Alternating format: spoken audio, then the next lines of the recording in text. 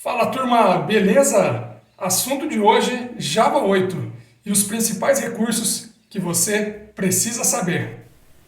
Um dos recursos introduzidos pelo Java 8 foi a possibilidade de implementarmos um método dentro de uma interface. Até as versões anteriores do Java, nós não poderíamos fazer isso que está aqui na tela. Eu precisaria declarar um método, né? Terminar ele com ponto e vírgula e fazer a implementação dele na classe que implementa a interface. Agora, a partir do Java 8, eu posso utilizar o descritor default para fazer a implementação do método dentro de uma interface. Então eu fiz aqui uma implementação que vai me retornar um texto mostrando que eu estou utilizando o método default e eu criei duas implementações para essa classe aqui. Eu criei a Default Implementation e a Overridable Implementation. Tá? Aqui ele vai utilizar o método padrão da classe e aqui nós estamos mudando o texto, né, que seria uma implementação padrão de interface. Quando eu rodo esse código aqui, ele vai me dar na linha 21, onde eu uso esta inner class, que não fez nenhuma alteração, o texto declarado aqui como padrão da interface. E na linha 22, ele vai me dar o texto que nós implementamos quando sobrescrevemos o método da interface. Esse recurso é muito útil.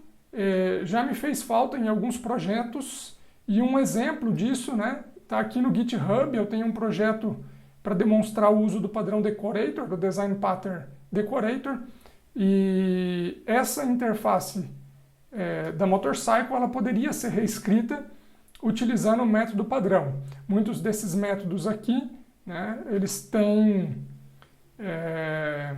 implementações nas classes que utilizam essa interface que poderiam estar aqui dentro da interface e o Java 8 nos dá agora essa possibilidade.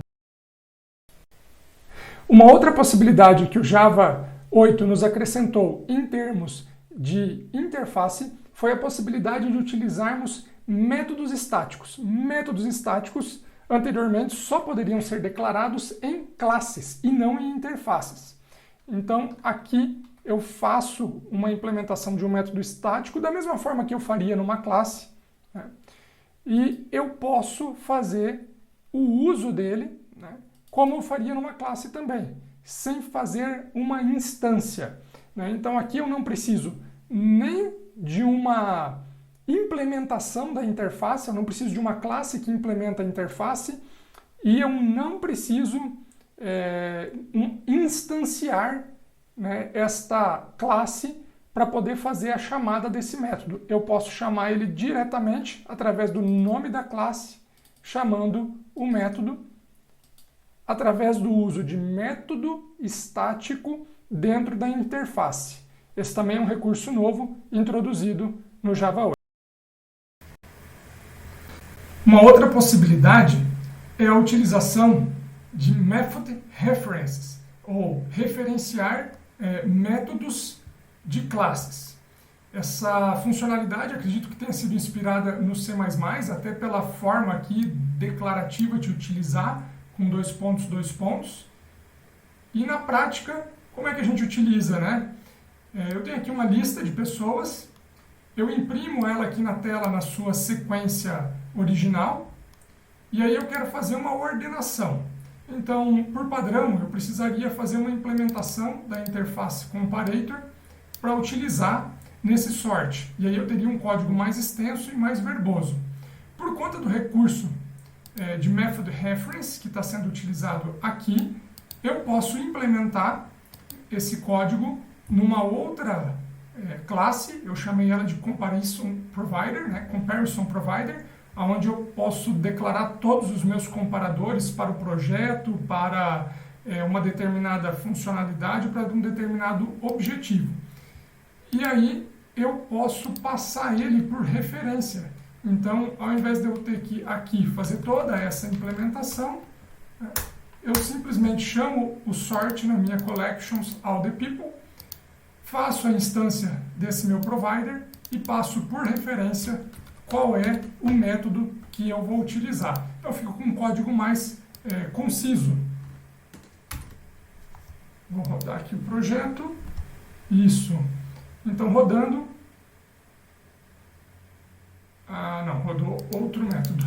Vamos rodar este método. Pronto, aqui. A lista na ordem original. Alberto, Gracinha, Wilson. E agora a lista ordenada. Ordenada através do uso de passagem de method reference. Foi introduzido também uma nova API para trabalhar com data. Saímos do pacote Java Útil para o pacote Java Time. Ele introduziu duas novas classes, LocalDate e LocalTime, para quem deseja separar tempo de data. Nas versões anteriores do Java, nós tínhamos apenas um objeto date, e esse objeto era um timestamp. Agora eu posso pegar, através de LocalDate, fazer uma instância do momento atual, localdate.now, e pegar a data do dia.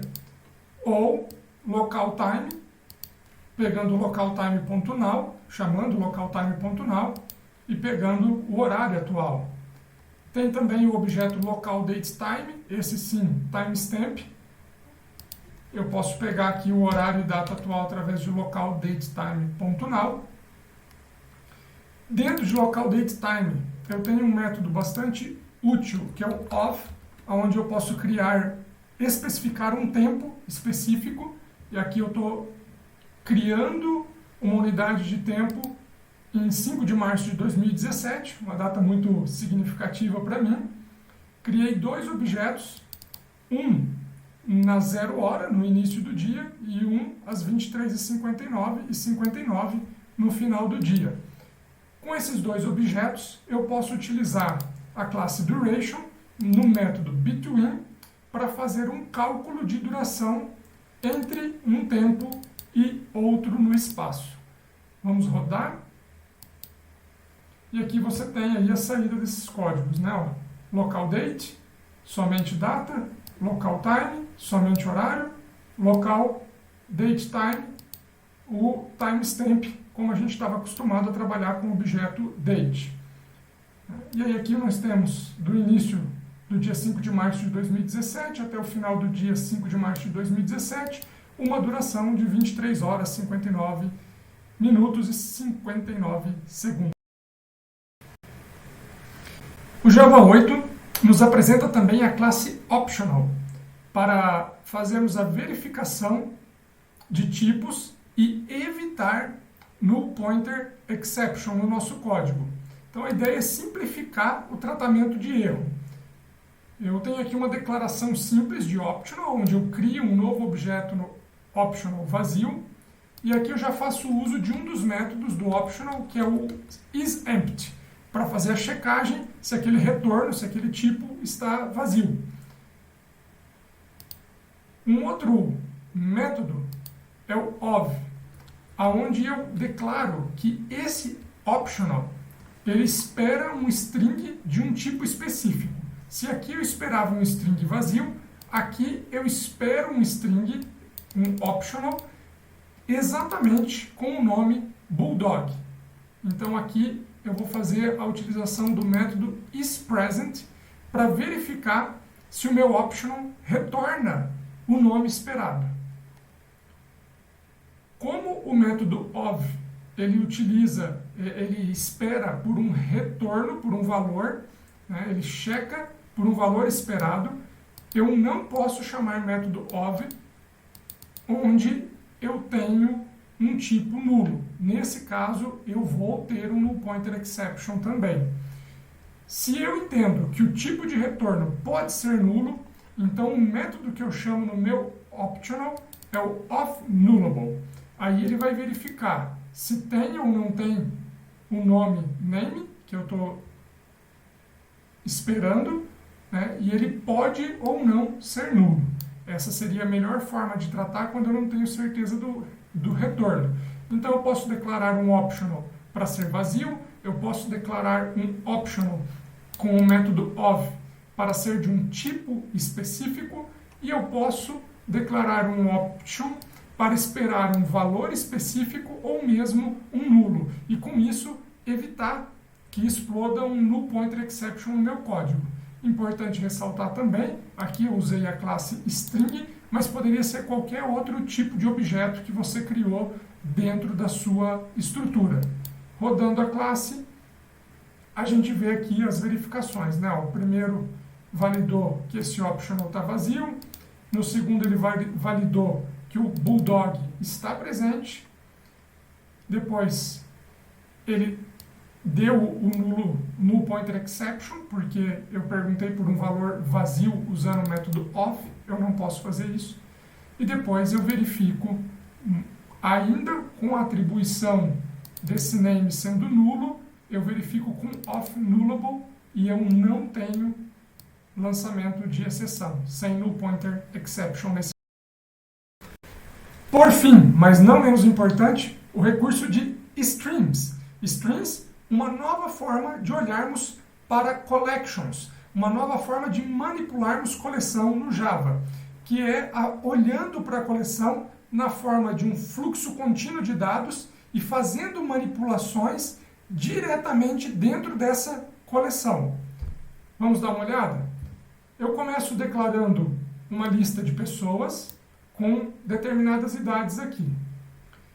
Aí, o primeiro método que eu uso é o stream, né? Eu pego aqui o array, all the people, chamo o stream e uso o for each. Para cada pessoa dentro desse stream, dentro desse fluxo, eu faço uma declaração utilizando lambda, elemento flechinha, e faço agora a manipulação. Elemento, ou seja, cada elemento dentro desse fluxo dessa coleção, seto uma idade e coloco aqui uma idade randômica entre 0 e 100, alterando esse conjunto de dados aqui através do uso for each. Faço essa manipulação utilizando apenas uma linha, que era impossível antes do Java 8, antes do recurso do stream. Uma outra funcionalidade do stream é o map.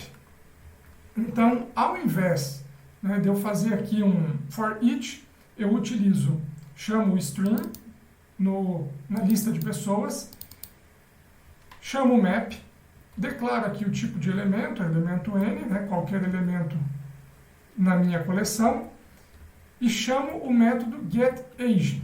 Então, eu faço um mapa de idades dentro da minha coleção. Eu olho somente para as idades.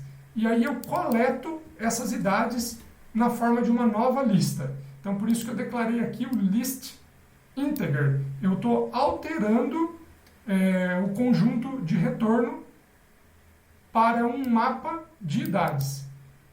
E aí aqui eu consigo imprimir uma lista somente das idades, não do objeto pessoa inteiro, mas somente das idades que essas pessoas têm. Uma outra forma de utilizar os strings é através do uso de filter. Então aqui eu quero filtrar somente os maiores de 18. Eu chamo mais uma vez string e utilizo o filter. Filtrando, mais uma vez aqui, usando lambda, eu filtro com a condição pessoas que o método getAge me retorne maior de 18, somente pessoas adultas. E aqui eu faço mais uma vez o collector to list, retornando para mim, especificando o tipo de retorno que eu desejo, o tipo de retorno é uma lista. Qual é a diferença de eu usar filter para eu usar map? No filter, eu não altero o tipo de retorno da lista. Ele me retorna uma lista de pessoas, tal qual é a lista all the people, tipo de pessoas. Uma lista de pessoas. Mas quando eu uso map, eu estou alterando o tipo de retorno. Eu estou mapeando esse tipo de retorno especificamente para esse mapeamento aqui, ó, para esse valor que eu estou passando como parâmetro aqui na função lambda.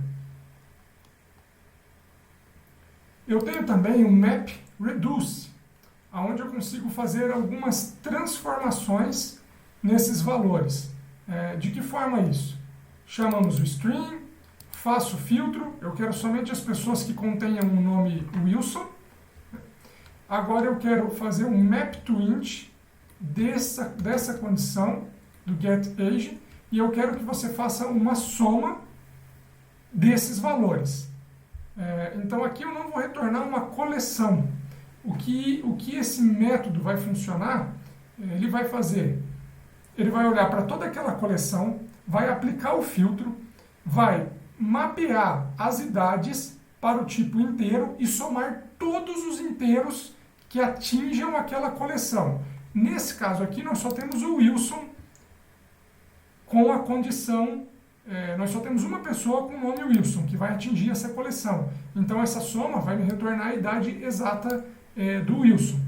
Mas eu poderia colocar aqui, por exemplo, o filtro da idade maior do que 18, e aí esse somatório me retornaria um único inteiro, e não uma lista de inteiros, com a soma de todas as pessoas, da idade de todas as pessoas que têm mais de 18 anos na lista. Então eu vou estreitando, né, de uma lista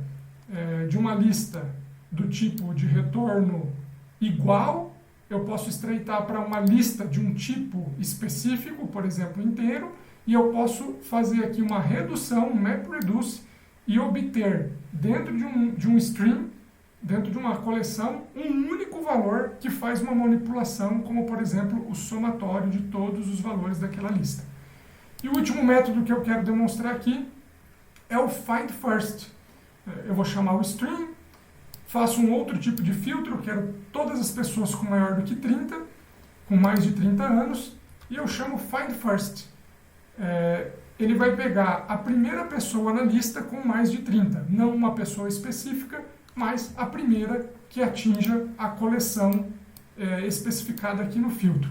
Quando eu faço o uso do FindFirst, eu preciso declarar para ele o tipo OR_else e definir o que eu vou retornar se eu não encontrar uma primeira pessoa nessa condição. E aqui a gente está definindo o tipo nulo, mas poderia ser qualquer outro tipo. Vamos rodar esse código e verificar o que aconteceu. Então, eu declarei um conjunto de pessoas, uma lista de pessoas com determinadas idades, utilizei o ForEach para manipular essas idades, alterar essas idades com um número randômico. Tá? Aí aqui eu não apresento nenhum dado ainda. Depois eu faço uma coleção somente das idades, eu uso map, strings map, para coletar as idades e imprimo essas idades para a gente poder checar o que foi alterado. Então olha só as novas idades, 39, 77, 66 e 86. Você veja idades diferentes das que a gente tinha inicialmente na lista. E um array, né, uma lista de números inteiros coletadas através do uso de map. Depois eu utilizo o adult people para filtrar somente quem tem mais de 18. E aí aqui eu vejo a lista com os maiores de 18. Nessa manipulação todos têm mais do que 18, mas está trabalhando com números randômicos. Se você rodar várias vezes, você vai ver que isso nem sempre é verdade. Depois a gente verifica a nova idade do Wilson. O Wilson tinha originalmente 15 anos, mas através desse filtro e desse map reduction, a gente chega a um número inteiro da idade atual do Wilson. E o FindFirst, a primeira pessoa com mais de 30, esse exemplo não ficou muito bom mesmo, ele rodou, todos têm mais de 30, mas o primeiro que ele pegou foi o primeiro da lista, obviamente, o Adalberto Roberto. Numa segunda rodada, vamos ver aqui, uma terceira rodada, legal, agora eu tenho uma pessoa com menos de 18 anos, a primeira pessoa com mais de 30 é o Will Wilson, e a gente consegue verificar isso aqui na lista, né, ó. Age maior do que 18, nós temos duas pessoas apenas. E aí você consegue verificar melhor a demonstração do uso FindFirst aplicando o filtro com mais de 30. É isso, esse é o recurso de stream. Essas são as novidades e os recursos introduzidos aí pela versão do Java. É isso que eu tinha para compartilhar com você hoje. Um forte abraço, Deus abençoe e até a próxima.